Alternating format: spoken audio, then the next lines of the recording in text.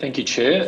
General Freeland, thank you very much for your time before the committee today, and thank you for the service that you and all ADF members are giving in response to this crisis, particularly in my home state of Victoria.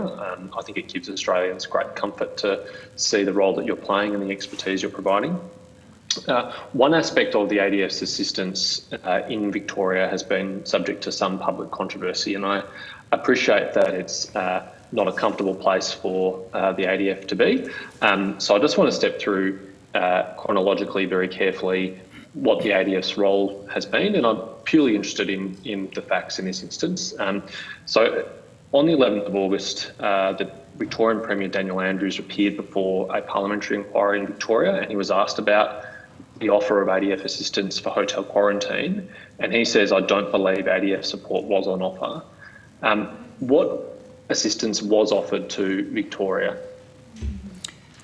So we have a standing capacity in all of the states and territories, Senator. They're known as the JOSs, the Joint Operational Support Cells, that are there for the express purpose of facilitating defence aid to the civil community. And that's typically around crisis type scenarios or disaster type scenarios, if you like. But those people are there. They work closely with the state emergency management or disaster management authorities for the full range of things like everything from support with search and rescue to support with natural disasters, right up to support in counter-terrorism scenarios at the sort of hard end of the spectrum. Now, when it comes to COVID specifically, on the 21st of March, we augmented each of the states and territories with additional personnel, both liaison staff and planners, to get ahead of what requirements the states and territories may have, with anything related to COVID. So we were leaning forward. We were augmenting our standing arrangements for providing support to the states and territories. On the 27th of March, I understand it was raised at the National Cabinet, but I'm not privy to exactly what was said there. But after that, the Prime Minister made an announcement that the ADF would be available to provide support with the mandatory quarantine arrangements that had been agreed and were being brought into effect across the country. And in the PM's offer, the ADF, it was made plain, would be available to all of the states and territories to help with whatever arrangements were put in place for quarantine and quarantine enforcement. We immediately took that as guidance, and we stood to forces in each of the states and territories. We stood to 100 personnel in the larger states and territories.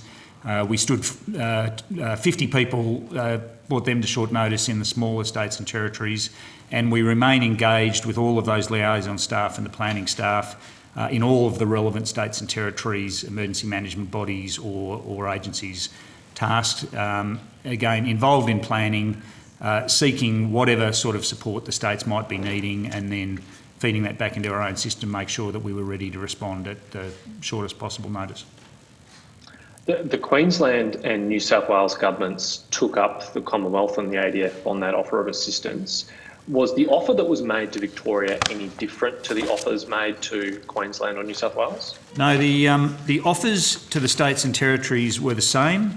The sort of liaison and planning staff we made to the states and territories were very similar, but of course we operate on the requirements of the states and territories, and the requirements of the states and territories were, in some cases similar, but in other cases quite different. But all of the states and territories were available to draw on ADF assets equally. And what kind of numbers were provided to Queensland and New South Wales in terms of personnel? Well, the numbers that we had on standby were an initial number that we thought it would be prudent to have available for that, a quick reaction. It was up to the states and territories then how many they asked for and what they drew on. On the 27th, that offer was made specifically around mandatory quarantine.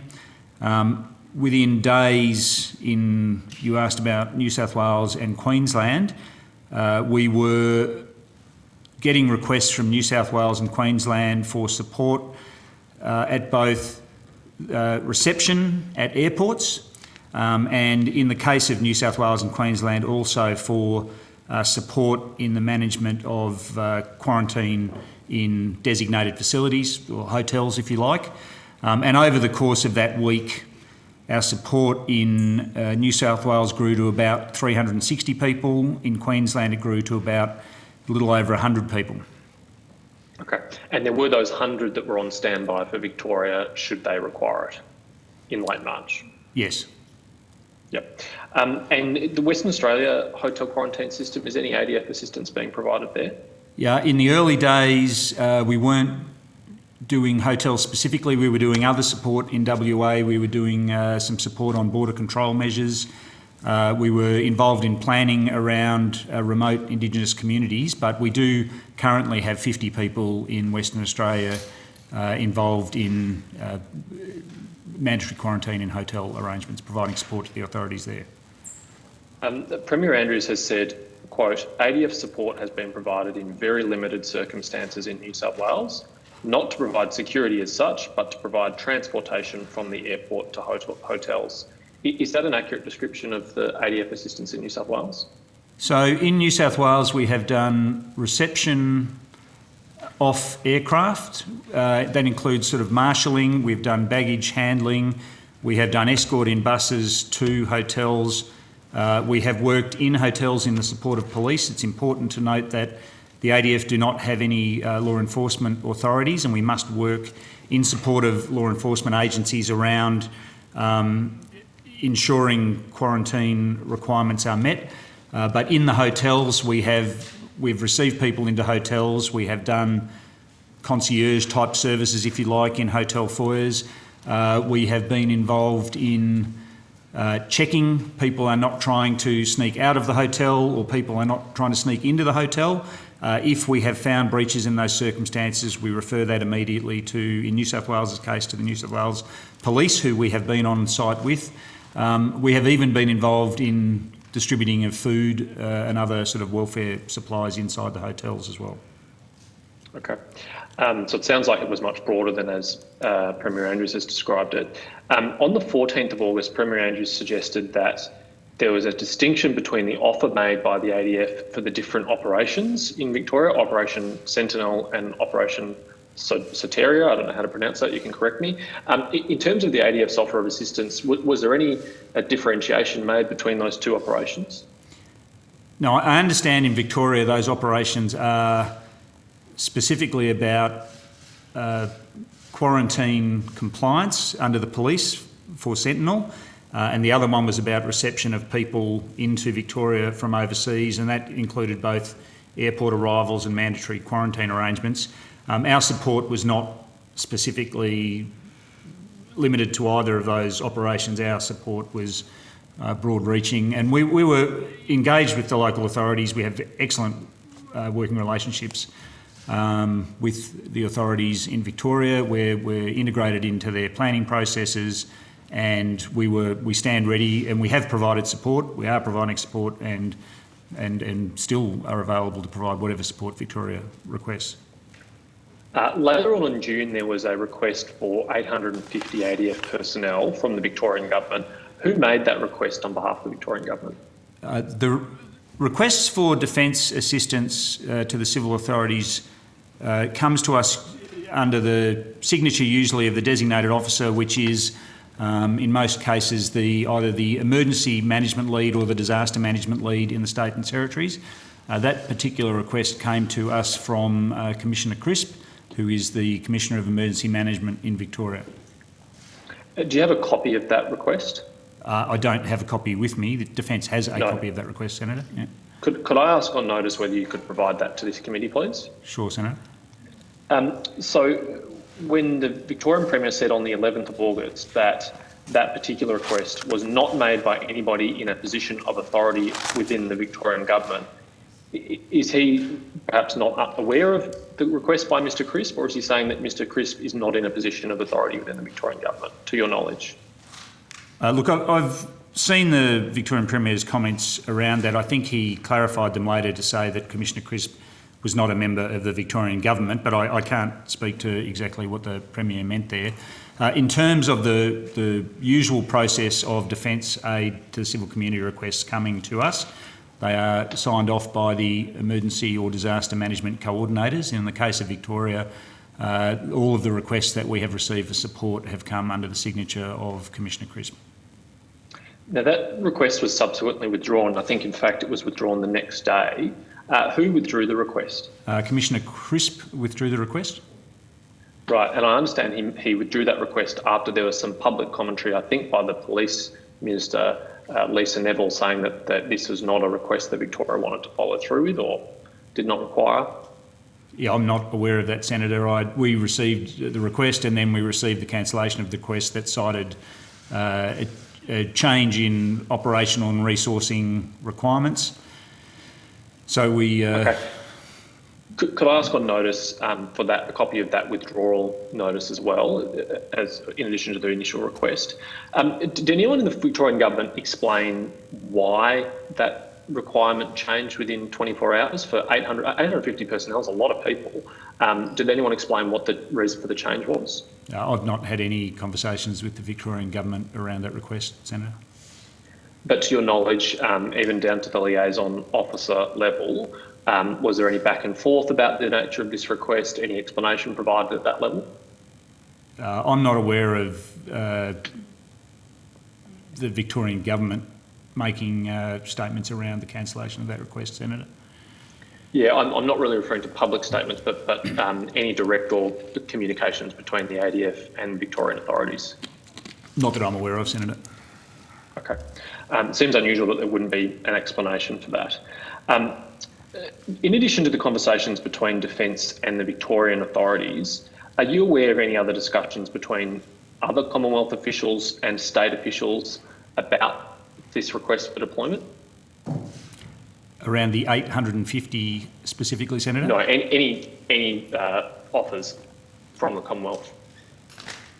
Look, I mean, I can speak to the interactions between Defence and the Victorian authorities. I'm sure that there would be ongoing interactions between other government departments and the Victorian authorities, but I can't speak specifically to those, Senator. You can't speak to them because you're not aware of them, or you don't feel it's appropriate? I'm sorry, could you just explain your question again, please? Yeah, sure. So I'm just interested to know whether, obviously there's been this communication between the ADF and Victorian authorities about assistance.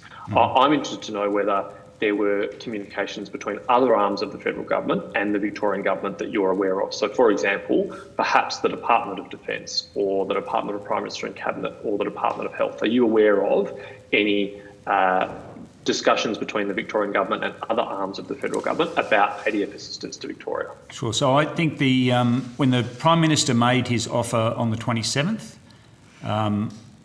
it's my understanding that the Prime Minister's department would have been engaging with the Premier's office in Victoria and reinforcing the Prime Minister's request. Okay. Could you take on notice any of those communications, please?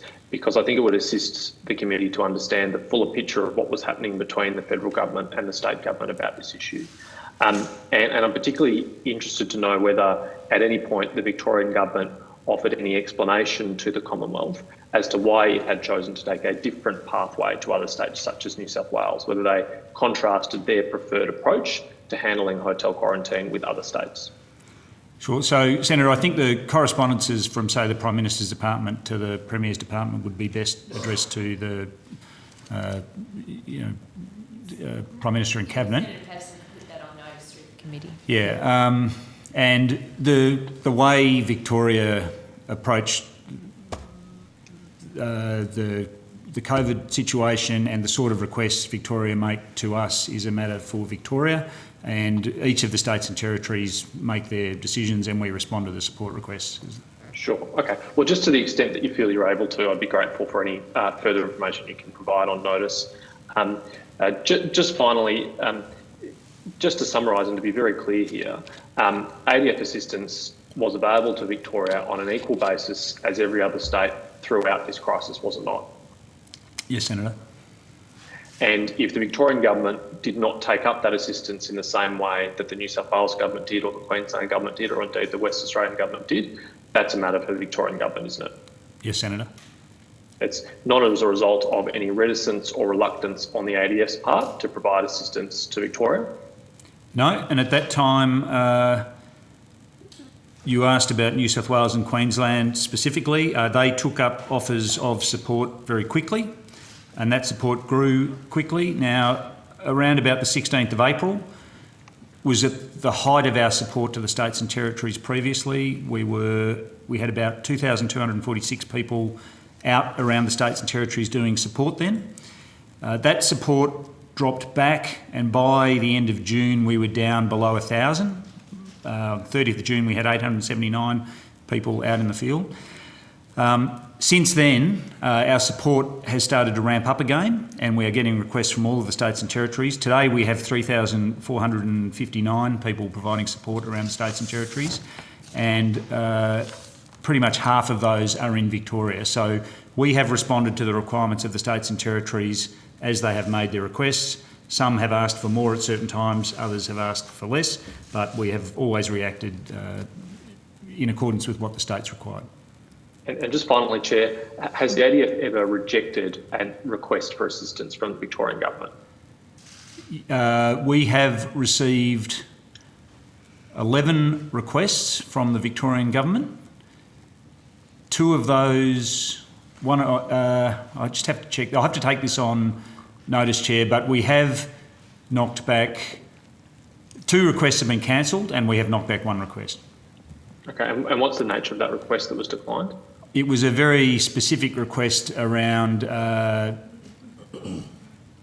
aerial surveillance sort of support, which we didn't think it was the right thing for us to be supporting at the time. Okay, but the other, that would be 8 requests that were made by the Victorian government that weren't withdrawn, they were all fulfilled? Absolutely, yep. Thank you, Chair. Thank you, Senator Paterson. Senator C.